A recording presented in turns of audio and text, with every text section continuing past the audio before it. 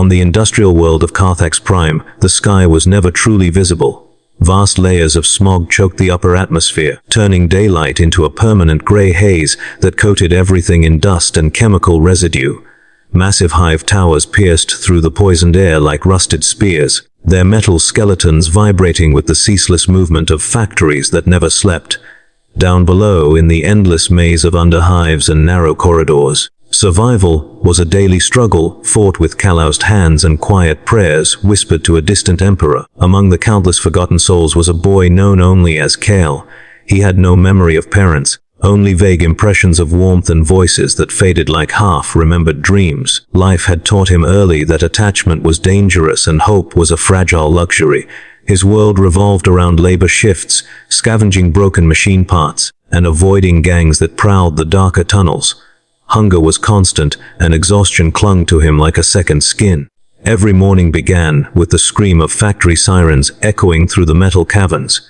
Kale would rise from a corner of the sleeping hall, sharing cramped space with dozens of other children who had learned to move silently to avoid punishment from overseers. Their meals were thin nutrient paste served in rusted containers, barely enough to keep their bodies functioning.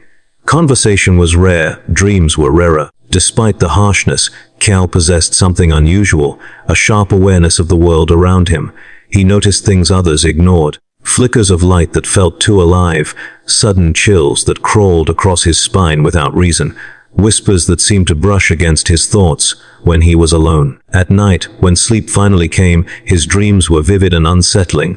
He would see distant stars, hear chanting voices, and sometimes feel as though someone else was watching him from beyond reality. Most children in the Underhive feared superstition, and Kale learned to keep his experiences secret. Rumors said that those who displayed strange talents were taken away by black-robed strangers who served unknown masters. Some believed those children were blessed. Others said they were cursed. None ever returned. One day everything changed. The sky above Carthax Prime trembled with thunder that did not belong to storms. Massive ships appeared from the clouds, their silver hulls gleaming with sacred symbols that few citizens could recognize but all instinctively feared. Alarms rang through the hive cities as armored transports descended like falling meteors. From them emerged towering figures clad in gleaming armor etched with ancient runes. The Inquisition had arrived, and with them, the Grey Knights. News spread like wildfire through the population. Entire districts were ordered into lockdown. Arbit's patrols forced citizens into lines while towering warriors scanned crowds with cold, calculating gazes. Their presence radiated a terrifying authority that silenced even the most hardened criminals. No one dared speak above a whisper. Kale watched from the edge of a processing hall as the Grey Knights walked among the masses. Something about them felt different from any soldiers he had ever seen. Their armor seemed alive with power, and their eyes burned with a calm intensity that pierced through lies and fear alike.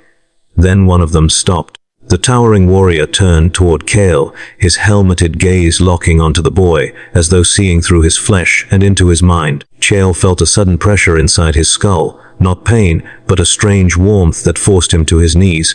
Memories flashed before him, his dreams, his fears, every hidden thought laid bare. The knight spoke no words, yet Kale felt the verdict in his bones. He had been chosen. There were no goodbyes, no explanations. Kale and several other children were gathered and escorted onto a transport vessel. Some cried, others stared in silence, too terrified to understand what was happening. As the ship ascended through the polluted clouds, Kale caught one last glimpse of Carthax Prime, shrinking beneath him. The only world he had ever known disappearing into darkness. The journey was long and filled with dread. The children were confined to sterile chambers where silent attendants monitored them constantly. They were given better food and medical treatment than they had ever experienced, yet the kindness felt cold and clinical. No one told them where they were going. No one answered their questions. Some of the children began to exhibit strange reactions during the voyage. One boy started screaming about shadows moving through the walls. Another fell into violent convulsions, his eyes glowing faintly before medics rushed him away. He never returned. The remaining recruits quickly learned that survival required silence and obedience. Eventually, the vessel arrived at its destination, Titan, the secret fortress moon hidden within the Imperium's deepest mysteries. Massive bastions of silver and stone rose from the surface like monuments to war. Psychic wards hummed through the air, creating an atmosphere that felt both sacred and suffocating. Training began immediately. The recruits were stripped of their old identities. Names were replaced with numerical designations. Personal belongings were destroyed. Instructors explained that the boys were no longer citizens of any world. They were candidates for something far greater and far more terrifying. Physical trials pushed their bodies to the breaking point.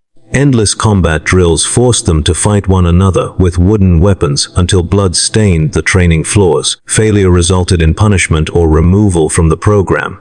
Some boys collapsed from exhaustion and were never seen again. The mental trials were even worse. Psychic instructors forced the recruits to confront illusions designed to expose their fears and weaknesses. Nightmares manifested as living entities that clawed at their sanity. Many could not withstand the pressure and broke down completely. Those who showed signs of instability were quietly taken away by robed figures whose expressions never changed. Chael discovered that his strange dreams were the beginning of psychic awakening. He learned to focus his thoughts, to channel emotions into disciplined mental barriers. The instructors taught them that chaos sought to exploit weakness, fear, anger, desire. To survive, a Grey Knight had to become a fortress of pure will. Gene seed implantation marked the next stage. Surgical procedures transformed their bodies into something stronger, faster, and more resilient than any normal human. The pain was unimaginable. Bones stretched, muscles reshaped, and organs enhanced through advanced technology and sacred rituals. Some recruits died during the process. Others survived but were deemed incompatible and removed. Years passed in a blur of suffering and relentless improvement. Friendships formed and shattered as casualties mounted. Chael watched boys he had trained with vanish from barracks without explanation. Each loss hardened him further, teaching him that attachment was a liability. Slowly, the frightened child from Carthax Prime faded away. In his place emerged a warrior, in training whose every thought was shaped by discipline and devotion. Faith in the Emperor replaced doubt. Combat skills became instinct. Psychic power grew stronger with every trial endured. Yet even as he advanced, Chael felt the quiet weight of sacrifice pressing on his soul. He realized that becoming a Grey Knight required more than physical strength or psychic talent. It demanded the surrender of identity, emotion, and personal desire. The instructors praised purity above all else, reminding them that they would fight enemies capable of corrupting reality itself. By the end of his early training years, only a fraction of the original recruits remained. Those who survived stood taller, stronger, and colder than the children who had arrived on Titan. They were no longer victims of circumstance. They were weapons being forged for a secret war against horrors most of humanity would never know existed. Chael understood then that the path ahead would offer no comfort, no recognition, and no return to normal life. The transformation had already begun, and there was no escape from the destiny chosen for him the moment that Grey Knight's gaze pierced his soul on Carthax Prime. The boy he once was had been consumed by fire and discipline. What remained was something new, something powerful, dangerous, and terrifyingly alone. A future Grey Knight destined to fight in silence, to suffer in secrecy, and to protect a galaxy that would never know his name. Life on Titan erased the last shadows of the past. The fortress moon existed beyond ordinary space, wrapped in psychic wards and hidden from the knowledge of most of the Imperium. Its towers rose like silver mountains, carved with runes older than the Imperium itself. Every corridor hummed with silent power, and every surface carried the weight of unending war. For the recruits who had survived the first brutal years, Titan was no longer a destination, it was a prison of sacred duty. Cal's name had already been taken from him. In its place he carried a designation used by instructors and overseers who showed no emotion. He learned quickly that individuality was not just discouraged but dangerous. Every recruit was expected to think, act, and fight as part of a single unbreakable order. Personal history was treated as contamination, something that could weaken the purity required to face daemons. The daily routine began long before artificial dawn. Sirens echoed through the barracks, summoning recruits into cold training halls where physical endurance was pushed beyond human limits. They ran through endless obstacle courses in heavy armor prototypes, fought simulated enemies in shifting gravity chambers, and endured weapons drills that left bruises and broken bones. Pain was constant, yet complaining was forbidden. Weakness invited scrutiny, and scrutiny often meant removal. Between physical trials came mental conditioning. Psychic tutors forced recruits into meditation chambers where their thoughts were stripped bare. They learned to construct mental fortresses, intricate layers of discipline designed to resist corruption. Failures were harsh and immediate. A single uncontrolled surge of emotion could trigger psychic feedback that knocked a recruit unconscious or worse. More than once, Chael witnessed a fellow trainee collapse screaming as hidden fears manifested into destructive psychic storms. The instructors never softened their lessons. They described chaos in vivid detail, not as a distant threat but as an ever-present predator.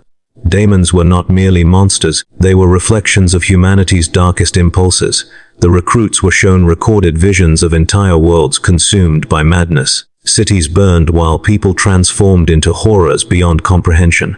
The message was clear, as only absolute purity could prevent that fate. One of the most terrifying parts of training involved simulated possession trials. Psychic projections invaded the recruits' minds, whispering promises of power, safety, or revenge. Each recruit had to resist without hesitation. Those who faltered were removed from the chamber by silent overseers in black robes. They were never seen again. Rumors spread that failed candidates were either executed or subjected to mind-cleansing rituals that erased their existence entirely. As years passed, the surviving recruits underwent further physical transformation. Gene seed implantation advanced to deeper stages, reinforcing their bones with unnatural strength and altering their metabolism. Recovery from injuries became faster, but the procedures were excruciating. Surgical chambers smelled of antiseptic and incense, blending advanced technology with sacred ritual. Chaplains recited prayers while mechanized arms cut into flesh, reinforcing the belief that pain was a sacred offering to the emperor. During rare moments of rest, the recruits were not allowed to relax completely. Instead, they studied ancient texts detailing previous battles against chaos. They memorized litanies of protection, chants designed to focus psychic power during combat. Every word carried weight. Every syllable was treated like a weapon. Despite the harsh environment, bonds formed between the survivors. Shared suffering created silent camaraderie stronger than ordinary friendship. They trained together, fought side by side in simulated battles, and learned to trust each other with absolute certainty. Yet those bonds were fragile.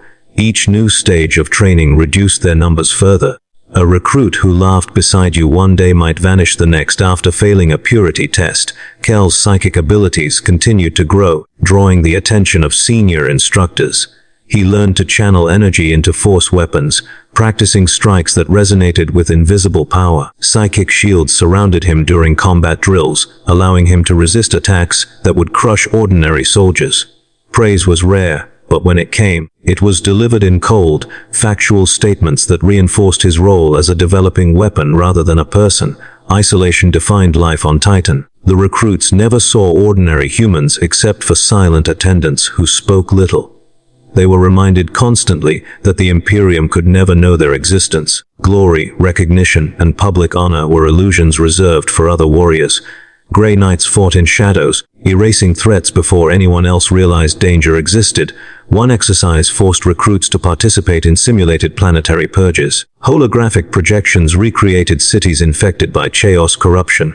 The recruits were ordered to eliminate not only daemons but also civilians deemed compromised. Some hesitated at first, struggling to reconcile the idea of protecting humanity while destroying it. Instructors responded with merciless lectures explaining that mercy toward corruption endangered entire sectors.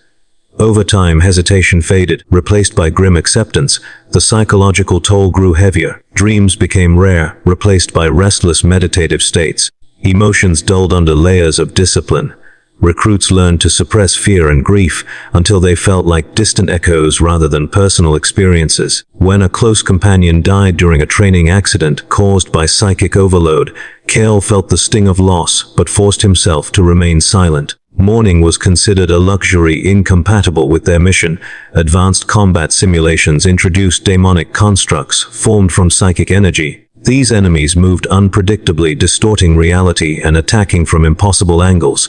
Recruits learned to rely on both physical strength and mental focus. Each victory was followed by hours of analysis, where instructors dissected every movement, searching for signs of hesitation or uncontrolled emotion. Eventually came the ritual of naming, not a celebration but a final severing of identity. The remaining recruits were granted new titles representing their rebirth as warriors of the Emperor's secret order. Chael received a new name reflecting discipline and psychic strength, symbolizing the death of his former self.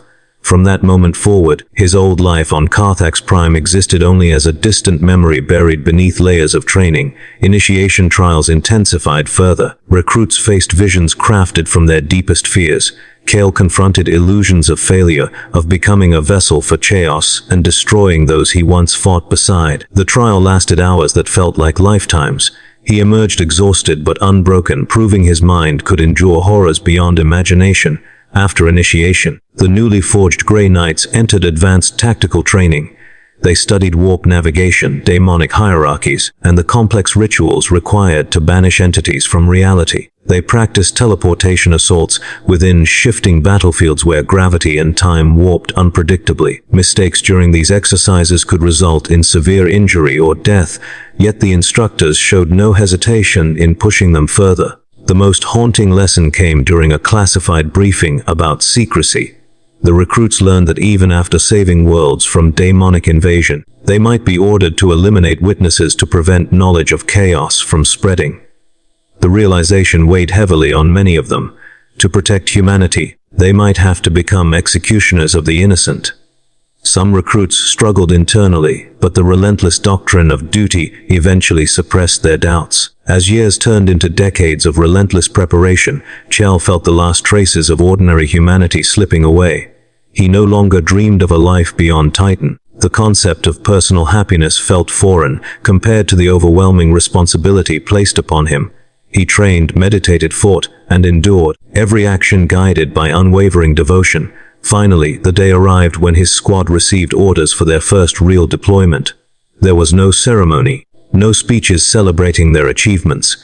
Instead, they were summoned to an armory where ancient suits of silver armor awaited. Each piece was inscribed with sacred wards designed to protect against daemonic influence. As Chael donned the armor, he felt its immense weight, both physical and symbolic. Standing beside his brothers, he realized that none of them were the frightened children who had arrived on Titan years earlier. They were silent warriors shaped by pain and purpose, ready to confront horrors that would break ordinary soldiers instantly.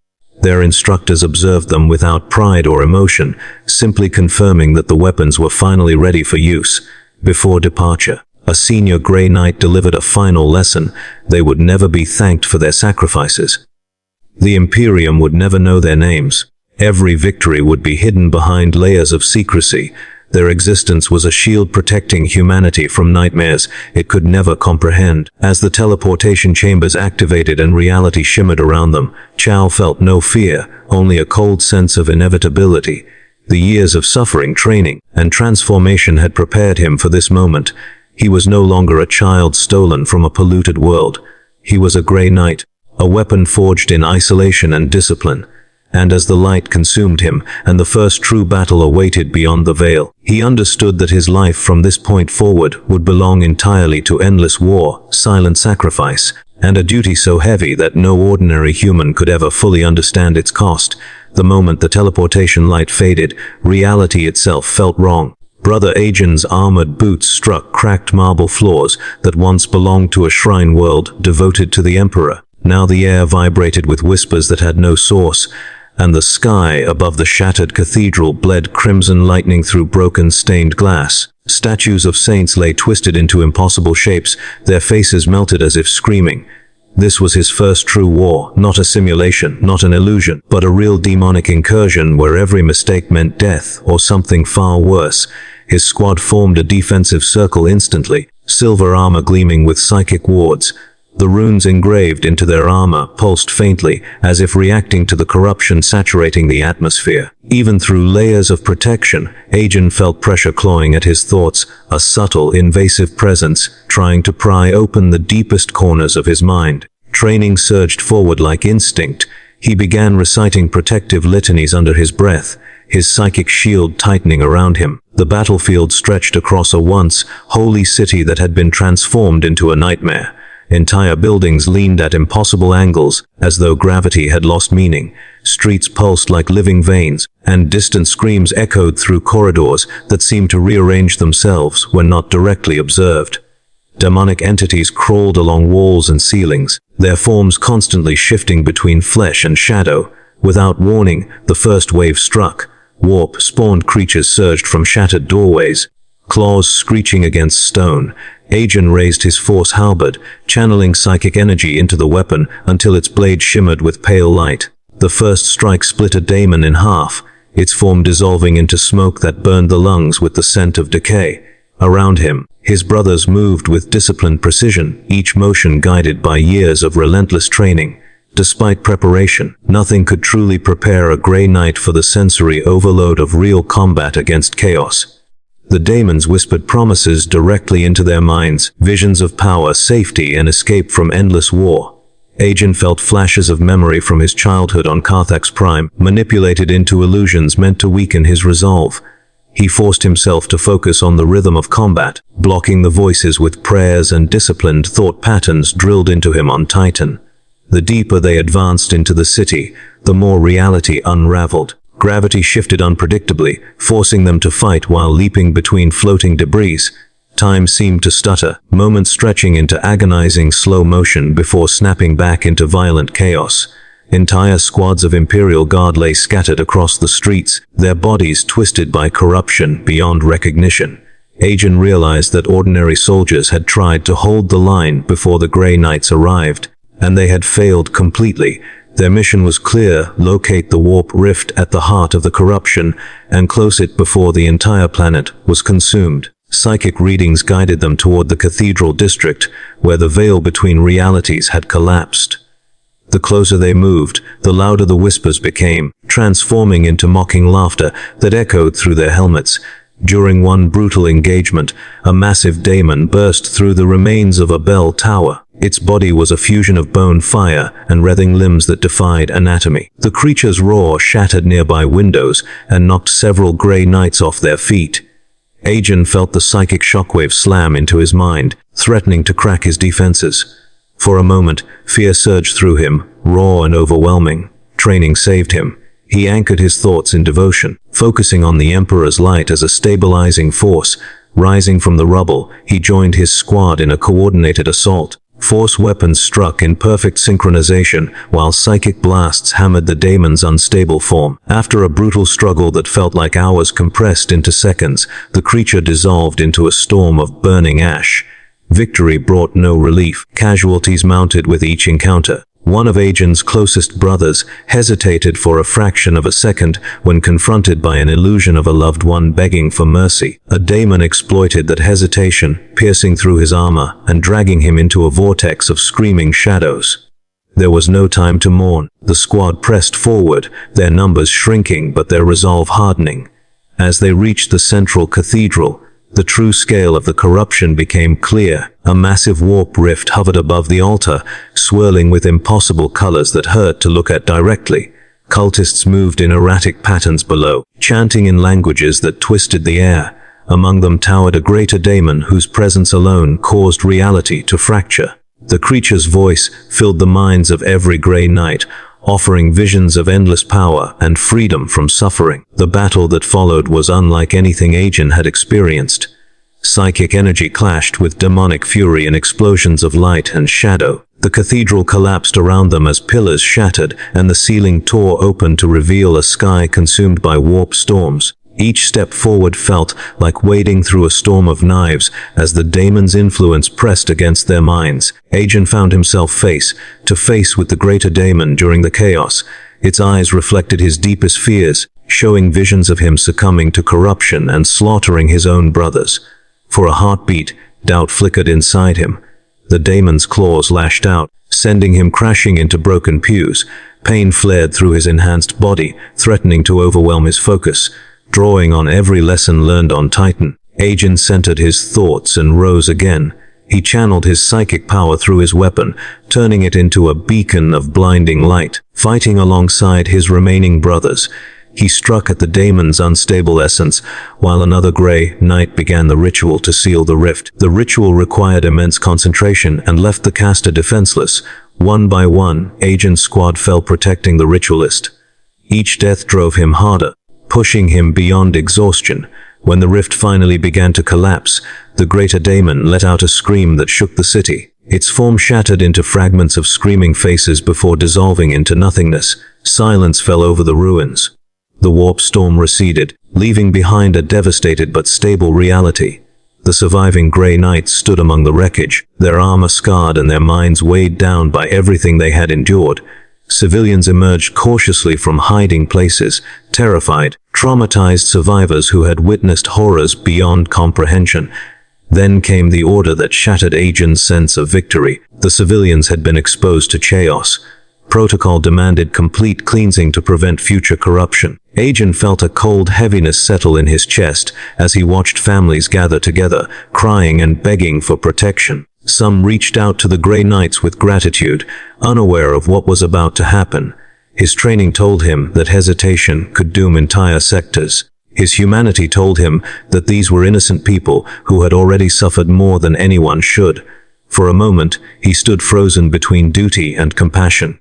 The commander's voice cut through his thoughts, reminding him that Grey Knights existed to protect humanity as a whole, not individuals. With a heavy heart and silent prayer, Agent followed orders. The sounds of cleansing fire echoed through the broken city, mingling with the fading remnants of warp energy.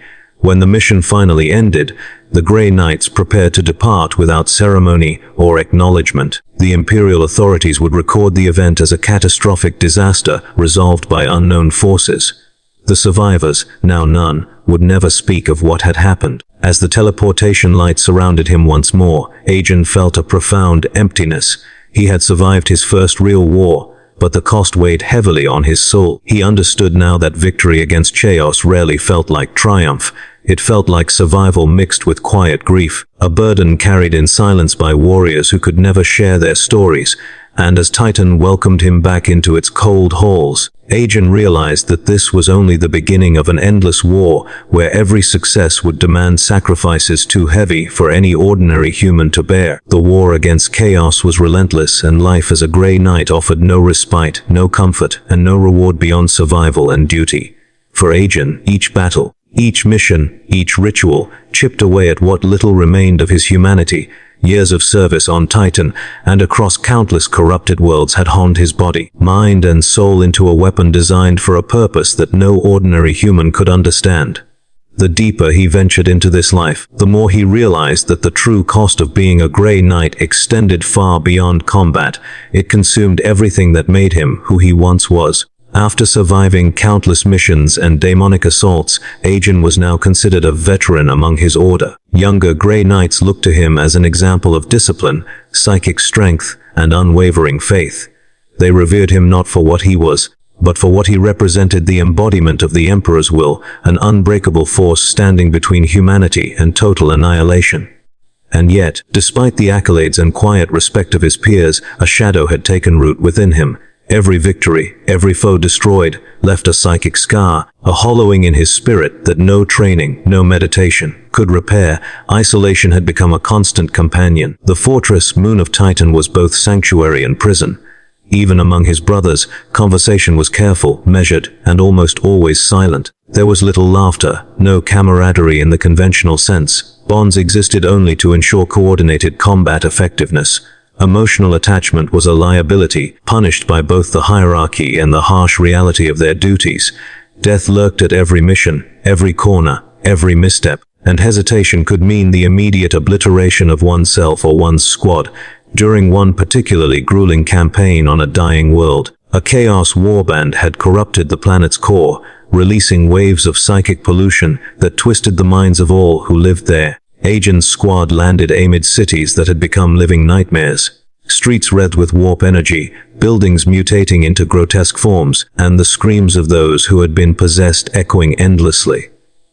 Every psychic reading sent tremors through the minds of the Grey Knights, testing their mental fortitude to the absolute limit. In the chaos of combat, Agent watched his closest brother fall, not to enemy fire, nor to a demonic strike, but to subtle corruption from an artifact they were tasked to secure. The moment of hesitation was enough. The artifact's influence twisted the man's mind, filling him with rage and despair.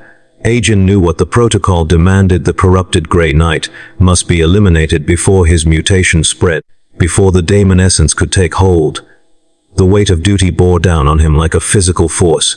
Every fiber of his being screamed against the act, yet the principles instilled since his arrival on Titan demanded obedience.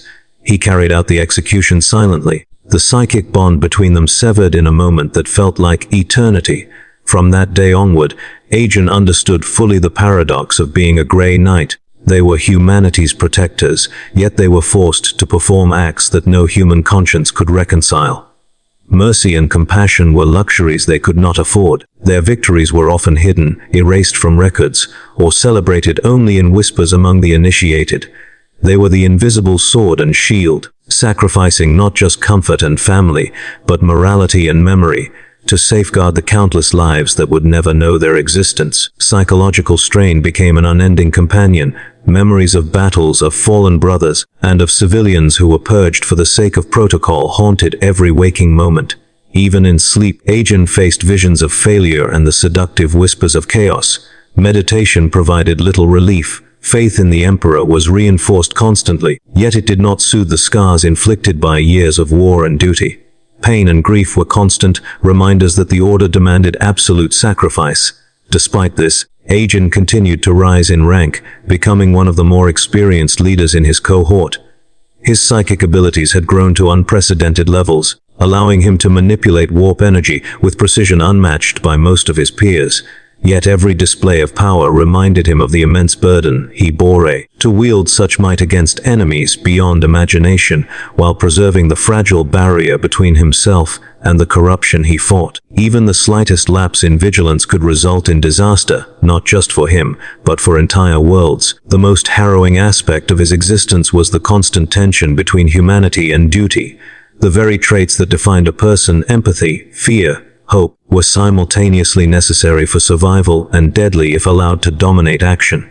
Aegon's life had become a delicate balance, a constant suppression of instinct and emotion, guided solely by discipline, training, and devotion. He no longer knew what it meant to live, he only knew how to endure. During a campaign against a powerful daemon lord, the limits of his endurance were tested. Cities lay in ruin, corrupted not only physically but mentally. Innocents had been exposed to warp energy and were forced to be cleansed. Every strike against a daemon was accompanied by the grim task of destroying those humans who had been tainted. The screams of the innocent mingled with the war cries of demonic entities.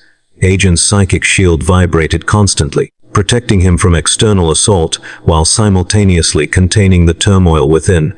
Even after the battle ended, the psychological weight remained. There was no relief, no praise, no recognition, only the silent knowledge that failure was unacceptable and that the war would continue. The Grey Knights would be called again and again to confront the horrors of the warp.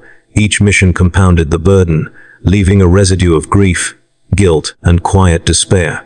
Through decades of service, Aegon came to understand that being a Grey Knight was not merely about combat prowess or psychic power. It was about absolute surrender of personal desire, attachment, and morality when required. Their victories existed only to preserve life for those who would never comprehend the price paid.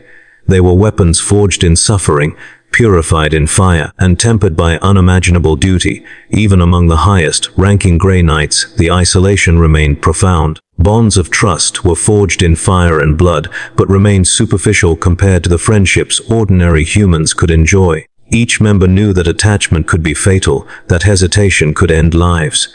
Yet in those rare moments of reflection, Aegon remembered fragments of the boy he had once been on Carthax Prime, before Titan, before the endless training, before the constant war. Those memories were fleeting, shadows of a life erased by duty, and served as reminders of what he had sacrificed to become what he was. Aegon had become a master of psychic warfare, a formidable leader, and a weapon beyond measure. But he also had become a prisoner of his own duty, bound by oaths and rituals that left no room for personal fulfillment. The Grey Knights were humanity's invisible shield, yet the burden they carried ensured that few would ever understand the true cost. Every victory was shadowed by death, every mission a reminder that life itself was secondary to the war against chaos. And so, life continued on Titan and across countless battlefields. Each campaign was more dangerous, each enemy more cunning, each mission a reminder of the paradox that defined Aegon's existence. He had become stronger, deadlier, more disciplined than any ordinary human could imagine, but at the price of everything that once made him human. The sacrifices were endless, and the war against chaos showed no mercy. In the silent corridors of Titan, and in the hearts of those who had survived the first trials, the truth was clear. The life of a Grey Knight was a path of suffering, isolation, and relentless duty. Through it all, Aegon endured, knowing that his life, and the lives of his brothers, existed for a purpose that none outside the Order would ever comprehend. Humanity would survive, worlds would be saved, and yet the names and deeds of these silent warriors would remain hidden. Victory demanded sacrifice, and sacrifice demanded obedience. That was the price of being a Grey Knight. And for Aegon, there was no turning back. The culmination of decades of training, war, and sacrifice was never heralded with ceremony or fanfare. For Aegon and his surviving brothers, the universe offered no applause, no gratitude, no recognition. Every battle fought, every daemon destroyed, every life lost, human or brother, was recorded only in secret ledgers hidden deep within the Grey Knight's archives. They existed in the shadows, carrying the burden of humanity's survival without anyone knowing the cost. And now, Aegon faced what would become the defining moment of his existence, a sector-wide warp incursion that threatened to consume entire star systems. The order was clear: lead the assault into the heart of the daemon infestation, seal the warp rift, and destroy the greater daemon orchestrating the incursion. As his squad deployed onto the corrupted world, the scale of the threat became immediately apparent. Entire continents were twisted by chaos, rivers of molten warp energy slicing through cities, forests mutated into writhing grotesques, and the skies alive with shrieking, winged monstrosities. Reality itself seemed to buckle under the sheer psychic pressure. Aegon's enhanced mind and psychic fortitude guided his actions as he led his brothers forward. Warp-tainted storms surged against them, each footstep threatening to unravel the barriers of their minds. The battle was unrelenting. Daemons of every conceivable form assailed them simultaneously, some manifesting as swirling clouds of teeth and shadow, others taking humanoid shapes that whispered impossible promises of power. Each strike required total focus, every thought a weapon. Any lapse could result in catastrophic death, corruption, or possession.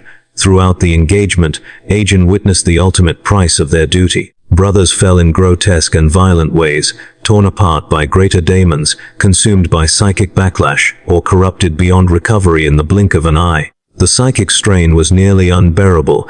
The screaming of warp entities clawed at their very minds, forcing them to fight not just for survival, but for the preservation of their sanity. Yet he pressed onward, every motion precise, every decision calculated, every psychic strike executed with lethal efficiency. At the epicenter of the corruption, the greater daemon awaited, a being of immense psychic power whose mere presence warped reality. Its form shifted constantly, impossible to describe, radiating malice that sought to crush the souls of those who approached. Aegon engaged directly, his halberd glowing with psychic energy, shields reinforcing his mind against the incessant mental assault. His squad coordinated flawlessly, their psychic litanies intertwining to create a fortress of mental and physical might. Yet the fight demanded total sacrifice. His brothers continued to fall, each protecting the others, and the ritualist who would ultimately seal the rift.